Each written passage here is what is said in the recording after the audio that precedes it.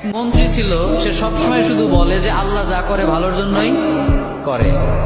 তো একবার রাজামশাইয়ের একটা আঙ্গুল কেটে গেল, কোন একটা কাজ করতে গিয়ে আঙ্গুলটা কেটে গেল।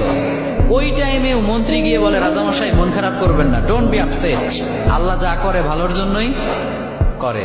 এবার রাজামশাই তো রেগে গেছে যে এতদিন একা একা বকবক করতে কিছু বলি নাই, আমার আঙ্গুল কেটে গেল, এখানে ভালোর কি আছে? আচ্ছা, মন্ত্রীকে এবার বলতেছে, তো আল্লাহ যা করে ভালোর জন্যই করে, তাই না? বলে হ্যাঁ। তো ঠিক আছে, যা, তোরে আজকে থেকে আমি জেলখানায় ঢুকিয়ে দিলাম। আল্লাহ যা করে ভালোর জন্যই করে, তার মানে জেলে যাওয়াটাও তোর জন্য ভালো। ঠিক আছে, যা, তোর মন্ত্রিত্বও কেড়ে নিলাম, জেলখানায় ঢুকিয়ে দিলাম। মন্ত্রী এবারও বলে, সমস্যা নাই, আল্লাহ যা করে ভালোর জন্যই করে। তো এবার রাজামশাই আরেকটু রেগে গেছে যে পানিশমেন্ট দিতে চাইলাম, উল্টা দেখে আমাকে নিয়ে ঠাট্টা করে, ভালো লাগতেছে না, কি করবে? রেগে মেগে কয়েকটা লোক নিয়ে, তার সাঙ্গপাঙ্গ যারা আছে ওদেরকে নিয়ে জঙ্গলে চলে গেছে শিকার করার জন্য। কি করার জন্য? পশু শিকার করার জন্য। তো পশু শিকার করছে করছে, ইন দ্য মিন টাইম কয়েকটা লোক তাদের উপর হামলা করলো। এরা হলো জঙ্গলি মানুষ, এদেরকে কি বলে? জঙ্গলি মানুষ, বুঝতে পারছেন? মানে এরা জঙ্গলি, ওদের উপর হামলা। এই হামলা দেখে বাকি যারা ছিল রাজামশাই বাদে সবগুলো ভৌ দৌড়, এক দৌড়ে পলাই। চাচা আপন প্রাণ বাঁচা, নিজে বাঁচলে বাপের নাম, রাজামশাই মরলে মরুক, আমরা বাঁচি। আর রাজামশাই তো সুখে শান্তিতে বসবাস, দৌড়ানোর প্র্যাকটিস নাই। ওই আল্লাহর বান্দা একটু দৌড় দিতে না দিতে ধরা পড়ে গেছে। আর অন্যদের তো হেঁটে দৌড়ে অভ্যাস আছে, ওরা পালিয়ে গেছে।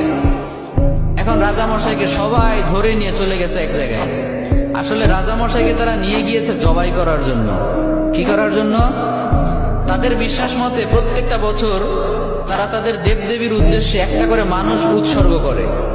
তাদের ধারণা হচ্ছে একটা করে মানুষ যদি আমরা প্রত্যেক বছর উৎসর্গ করি দেবদেবীদের জন্য, তাহলে পুরো বছরটা দেবদেবীরা আমাদেরকে সিকিউরিটি দিবে, নিরাপত্তা দিবে।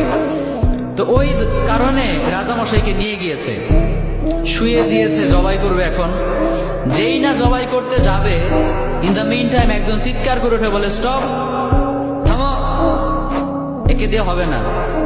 কেন, কি সমস্যা? বলে, খেয়াল করে দেখো, এর একটা আঙ্গুল কাটা।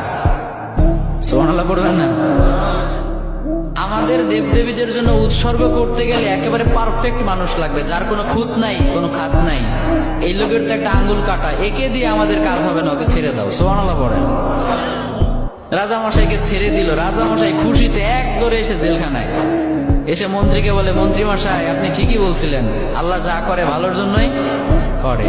কিন্তু একটা জিনিস আমি এখনো বুঝলাম না, আমার আঙ্গুল কাটার কারণে না হয় আমি বেঁচে গেলাম, তার মানে আল্লাহ যা করে ভালোর জন্য করে বুঝলাম।